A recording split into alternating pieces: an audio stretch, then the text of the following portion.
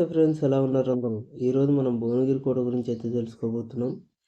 అసలు ఈ కోటను ఎవరెవరు పాలించారు, ఈ కోట యొక్క విశేషాలు ఏంటి, అసలు ఇక్కడ రహస్య సొరంగ మార్గాలు ఎక్కడ ఉన్నాయని మీతో నేను చెప్పబోతున్నాను. ఇక్కడ చూస్తున్నారుగా, ఆ కాలంలో గుర్రాలతో పాటుగా పైకెక్కేందుకు వీలుండేలా ఈ మెట్లను ఇంత విశాలంగా వెడల్పుగా నిర్మించడం జరిగింది. ఇక్కడి నుంచి పల్లకీల్లో రాజుల్ని పైకి మోసుకెళ్ళేవారు. ఫ్రెండ్స్, ఒక చిన్న రిక్వెస్ట్, ఇప్పటివరకు మన ఛానల్ ఎవరైనా సబ్స్క్రైబ్ చేయనట్టయితే వెంటనే సబ్స్క్రైబ్ చేయండి. అలాగే లైక్ చేయండి. మీ ఫ్రెండ్స్ అండ్ ఫ్యామిలీతో తప్పకుండా షేర్ చేయండి. ఈ కోటను పశ్చిమ చాళుక్యులు, కాకతీయులు, కుతుబ్ షాహీలు, అలాగే మనలాంటి ఒక సాధారణమైనటువంటి గౌడ కుటుంబానికి చెందిన సర్దార్ సర్వాయి పాపన్న గౌడ గారు కూడా ఈ కోటను పాలించినట్టు మనకు చరిత్ర ఆధారాలను బట్టి తెలుస్తుంది. ఇక్కడ కింద మెట్ల మార్గాన్ని చూస్తున్నారు కదా, సైనికులు కాపలాకు వీలుగా ఒకరి తర్వాత ఒకరు షిఫ్ట్ అయ్యి అక్కడ కాపలాకు వెళ్ళేందుకు వీలుగా నిర్మించారు. అవి జాగ్రత్తగా గమనించినట్టయితే ఆ మార్గం ఎక్కడి నుంచి ఉందో మీకు అర్థమవుతుంది.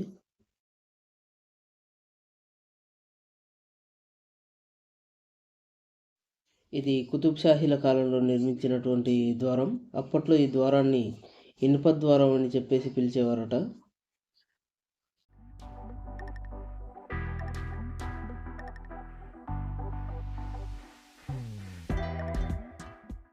ఈ కోటను జాగ్రత్తగా గమనించినట్టయితే ద్వారం పైన మీకు కొన్ని రంధ్రాలు కనిపిస్తాయి. ఎందుకు అంటే అప్పట్లో ఎవరైనా ఈ కోటపై దాడికి వస్తే ప్రతిదాడికి వేడిగా మతిలే నూనెను ఆ శత్రు సైన్యాల మీద పోసేవారట. ఇక్కడ సైనికులు తమ విధులు నిర్వర్తించేందుకు వీలుగా మనకు ఇలా ఒక చిన్న గది లాంటి నిర్మాణం, అలాగే ఎవరైనా రాజుగారిని కలవడానికి వచ్చేటటువంటి ప్రజల కోసం సేద తీరేందుకు గాను ఇలాంటి నిర్మాణాన్ని చేపట్టారు.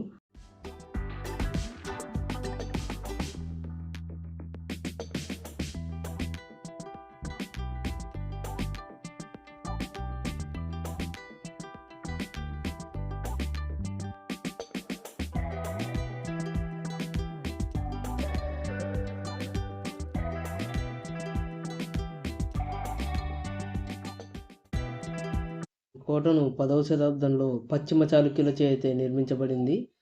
ఇప్పుడు మనం రెండో ద్వారంలోకి అయితే వెళ్ళబోతున్నాం. ఇదే రెండో ద్వారం.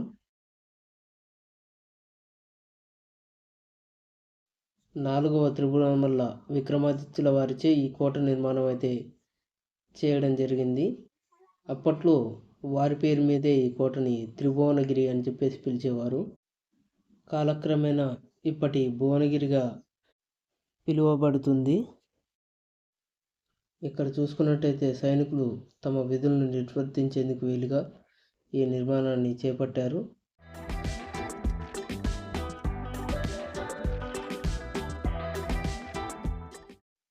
ఈ పక్కనే ఈ ద్వారానికి పక్కమ్మటే పైకి వెళ్ళేందుకు మెట్లు ఉన్నాయి. ఒకసారి అయితే మనం అయితే పైకి ఎక్కి చూద్దాం ఎలా ఉందో.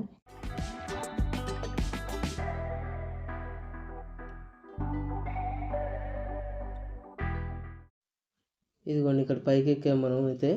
ఇక్కడ నుండి చూస్తున్నారు కదా, ఇలా కొన్ని ఖాళీలు కనిపిస్తున్నాయి. ఇక్కడ నుంచే వచ్చే శత్రువుల్ని మట్టు పెట్టేందుకు వీలుగా బాణాలతో దాడి చేసేలా, మరియు వేడివేడి నూనెని కూడా మీద పోసే విధంగా ఇక్కడైతే నిర్మించారు. ఇక్కడ ఈ హోల్స్ అయితే చూస్తున్నారు కదా, అప్పట్లో చిన్న ఫిరంగులతో కూడా వారిపై ఎదురుదాడి చేసేవారు. ఇప్పుడు కాలక్రమేణా ఆ ఫిరంగులు కూడా ఇక్కడ కనుమరుగైపోయాయి. ఇక్కడి నుంచి మనం చూసుకున్నట్టయితే భువనగిరి పూర్తిగా మనకు కనిపిస్తుంది. ఈ ఎత్తులో నుంచి ఎవరు వచ్చినా సరే వాళ్ళకి ఇట్లే తెలిసిపోతుంది అనమాట. శత్రు సైన్యాల రాకలను ఇక్కడి నుండి గమనించి పైన ఉన్నటువంటి రాజులకి సందేశాన్ని అందించేవారు. ఇటు పక్కనే చూసుకున్నట్టయితే ఏదో ఒక చిన్న ద్వారం అయితే కనిపిస్తుంది. ఈ ద్వారాన్ని అప్పట్లో దేనికి వాడేవారు నాకైతే అర్థం కావట్లేదు. మీకేమైనా ఎవరికైనా తెలుసుంటే కింద కామెంట్లో మెన్షన్ చేయండి. ఇక్కడ నా ఎదురుగా చూస్తున్నారు కదా మెట్లు, ఇలాగే కోట గోడల చుట్టూ మెట్లు ఉంటాయన్నమాట. సైనికులు త్వరగా పైకెక్కి ఏదైనా ప్రమాదం జరిగే విధంగా ఉంటే వాళ్ళు ఇక్కడ నుండే ప్రతిఘటించి ప్రతిదాడి చేసేందుకు వీలుగా ఇలా నిర్మాణాన్ని అయితే చేపట్టారు. నేనైతే ఈ ద్వారాన్ని రాజుగారిని కలవడానికి వచ్చే పొరుగు దేశ రాజులు ఇక్కడ నుండి వచ్చేందుకు వీలుగా నిర్మించారని అనుకుంటున్నాను.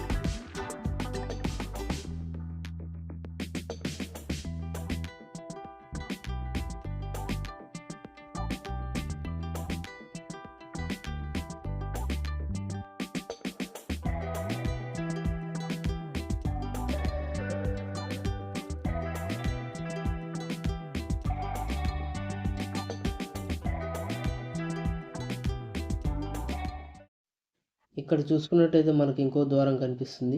ఈ ద్వారం గుండా ఒకసారి లోపలికి వెళ్ళి చూద్దాం ఇక్కడ ఏముందో.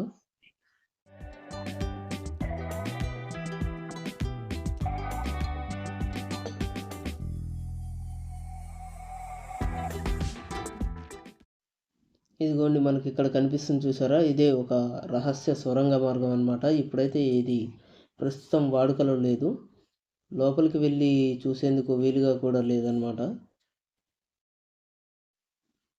ఇక్కడ మనకు కనిపిస్తుంది మరో ద్వారం అన్నమాట. ఇది కాలక్రమేణా శిథిలావస్థలోకి వెళ్ళిపోయింది. మొత్తం అంతా చూస్తున్నారు కదా, కూలిపోయింది అనమాట. ఈ రాళ్ళన్నీ ఎక్కడెక్కడ కూలిపోయాయి.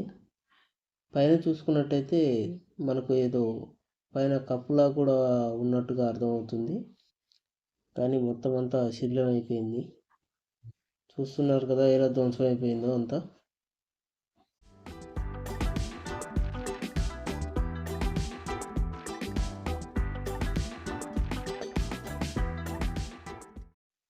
ఇక్కడ మనకు కనిపిస్తుంది కోటపైకి వెళ్ళే ద్వారం అన్నమాట.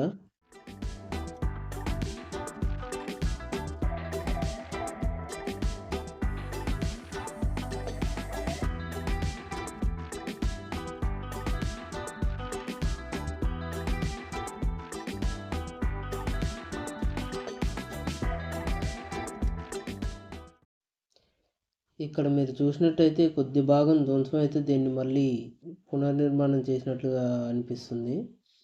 ఒక్కసారి అయితే ఇటు పైకి ఎక్కి చూద్దాం ఎలా ఉందో.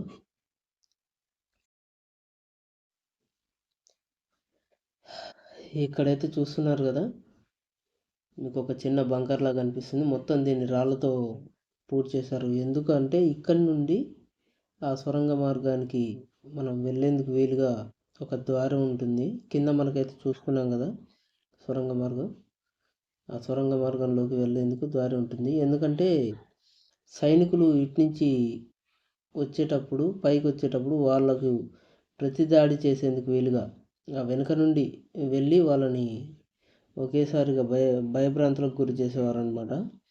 అలా వెనుక నుండి వెళ్ళేసి చుట్టుముట్టి ముందు నుంచి వెనుక నుంచి చుట్టుముట్టేసి వాళ్ళని మట్టు పెట్టేవారు.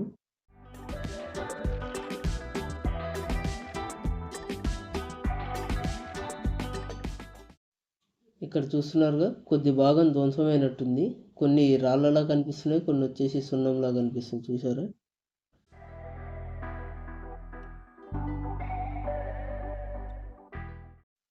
ఇక మనమైతే కోటపైకి వెళ్ళబోతున్నాం. కోటపైకి ఎక్కుతుండగానే ప్రధానంగా ఆంజనేయ స్వామి యొక్క మండపం అయితే మనకు కనిపిస్తుంది. ఈ మండపానికి ఏంటి సింబాలిక్ అంటే ఇక్కడ సైన్యాలను జయించడం అసాధ్యం అని చెప్పేసేందుకు వీలుగా, అజేయం అసాధ్యం అనేందుకు వీలుగా ఇక్కడ ఆంజనేయ స్వామి యొక్క విగ్రహాన్ని అయితే పెట్టారు.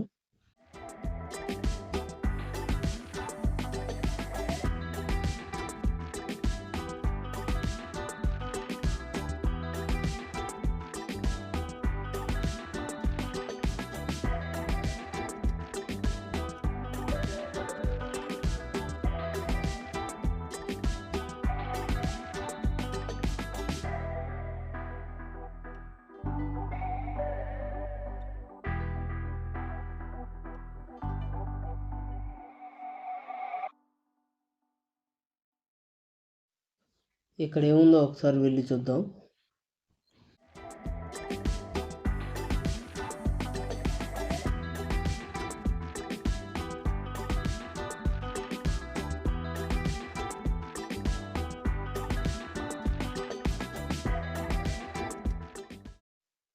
ఇక్కడ చూస్తున్నారుగా, ఇదైతే చాలా విశాలంగా అయితే నిర్మించారు. నాకు తెలిసి దీన్ని అప్పట్లో ఆయుధ కర్మాగారంగా వాడి ఉంటారు అనుకుంటున్నాను.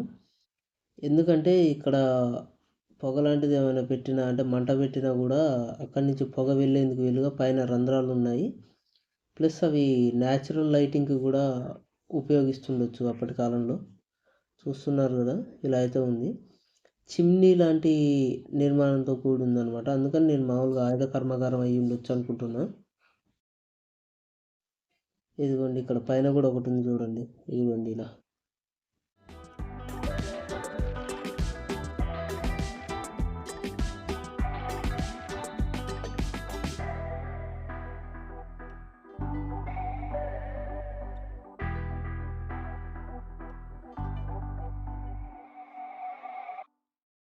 అక్కడ చూసుకున్నట్టయితే అప్పట్లో ఏదో దేవాలయాలు లాంటివి కూడా ఉండి ఉంటాయి. మొత్తం అయితే ధ్వంసం చేశారు.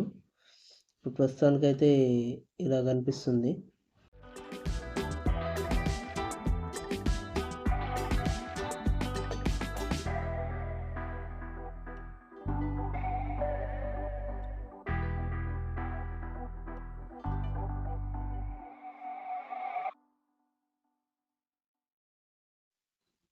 ఇక్కడ మీరు గమనించారా, ఇక్కడ వేటికి కూడా పునాదులు లాంటి నిర్మాణం అయితే లేదు. చూస్తున్నారు కదా, పునాది అనేది ఏది ఉండదన్నమాట. మనం ఇల్లులు కట్టుకోవడానికి పునాది గుంటలు తీస్తాంగా, అలా ఏమి ఉండదు. డైరెక్ట్ కొండ మీదనే, ఏకశిల కొండ మీదనే ఇలా నిర్మాణం చేపట్టారనమాట.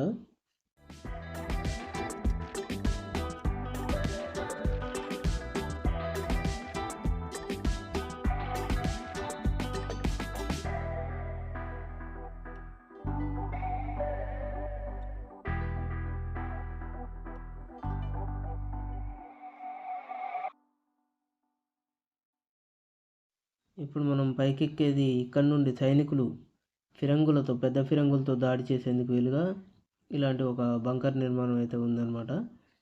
ఇక్కడ చూసుకున్నట్లయితే ఇది చాలా ఎత్తులో ఉంది. ఇక్కడ నుండి నేరుగా శత్రు సైన్యాలపై ఫిరంగులతో దాడి చేసేందుకు వీలుగా ఈ నిర్మాణం అయితే ఉంది.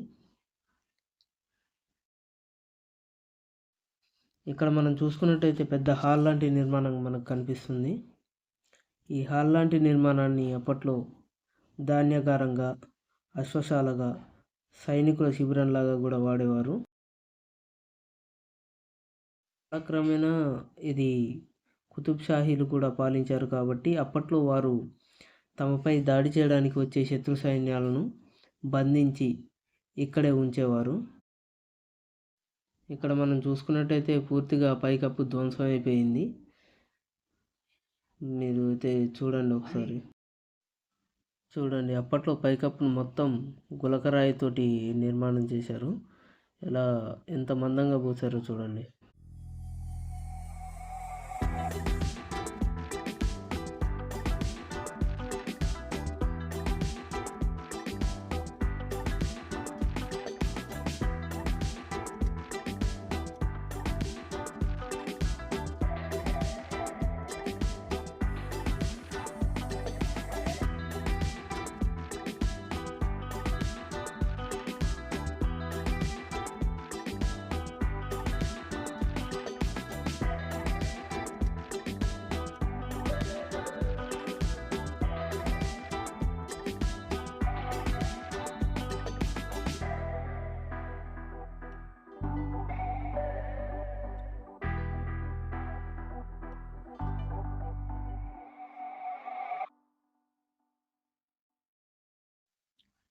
ఇప్పుడు మనం చూస్తుంది వచ్చేసి కోనేరులు అనమాట. ఈ కొండపై వర్షం లాంటిది ఏమైనా పడితే నీరంతా వచ్చేసి ఇలా కోనేరులో పడుతుంది. ఇలాంటి కోనేరులు ఈ కొండపైన మొత్తం 7 ఉన్నట్టుగా అయితే మనకు తెలుస్తుంది.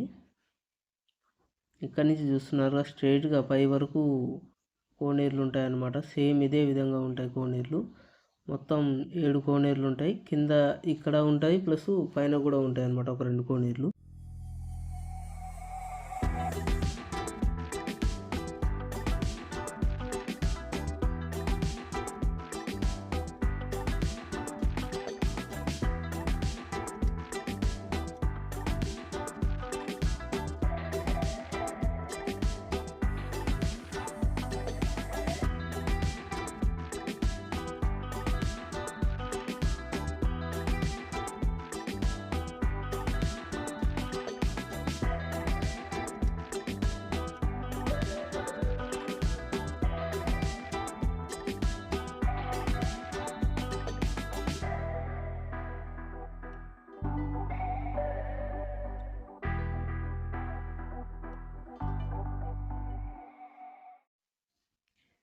ఇక్కడ అప్పట్లో స్విమ్మింగ్ పూల్లా వాడేవారు దీన్ని.